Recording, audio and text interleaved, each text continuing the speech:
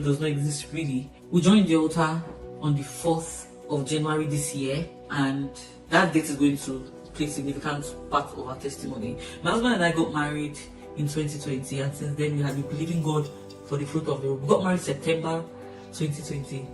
We have been believing God for the fruit of the womb. We went to doctors, went to some specialists back in Nigeria then, and they said, "Oh, you're fine, just lose some weight, lose 5 kg here, lose 2 kg, you go on this diet." It just never happened. Never once was I pregnant. Never once. And I was like, God, what is this? Fast forward to the 4th of January, when we decided to be committed on the altar. It was a conversation my husband and I had towards the end of last year, stroke 1st or 2nd of January, that we need to be, more faithful and more committed to this altar. So 4th of January was the first day that I joined the altar, and that day, I think 2 or 3 of the testimonies were from women who had trusted God for the fruit of the womb and got their testimonies. That same day, Pastor Jerry, I wrote it in my notes here, Pastor Jerry roared. That day was like he was shouting at me, and he declared fruitfulness to women who were trusting God for the fruit of the womb the 4th of January. Did the Lord not say this January you're getting pregnant? Did the Lord not say it? Yes, sir. That's what I hear. That the Lord not say your womb is receiving babies. Receive it. I can never forget. And after I told my husband, so I said, Pastor Jerry was shouting my name, saying, Lillian, go and get pregnant now. That's how he felt. And from then, we trusted God. In fact, the trusting of God was unwavering. We trusted God and we knew God had done something. Fast forward some weeks after that, still in January, like the 3rd week in January, the 4th week in January, I started feeling sick. I was like, oh my God, we're not in Nigeria. This can't be malaria because there's no mosquito, And then I was like, God, hope it's not one serious sickness or something like that. I was sharing with one of my Muslim colleagues at work, and she said, Shibi, you are trusting God for children. Go and do pregnancy tests now. She did not mean to mock me. She did not mean to mock my God, but it sounded very mocking. It sounded like she was mocking me, And then throughout my ride home, it just kept ringing in my head. Shibi is trusting God for children. Go and do pregnancy test. Meanwhile, the 1st week of January, I already did a pregnancy test, and it was negative.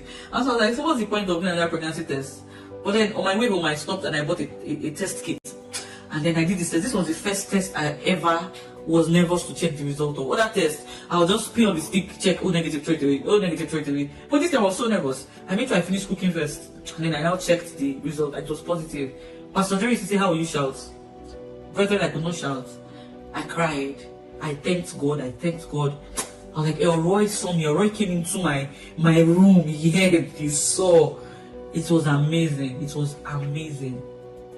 And God did it. We had our son.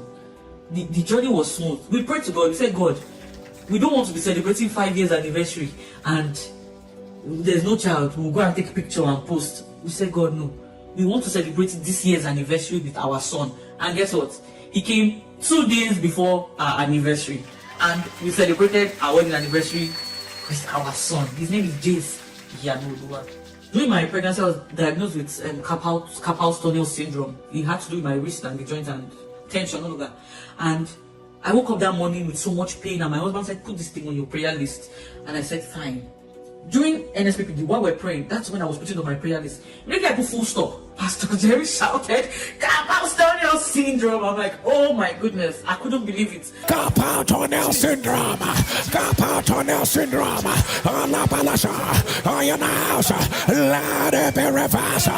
was like, what is going on here? Who is looking? Who is peeping at us in this room?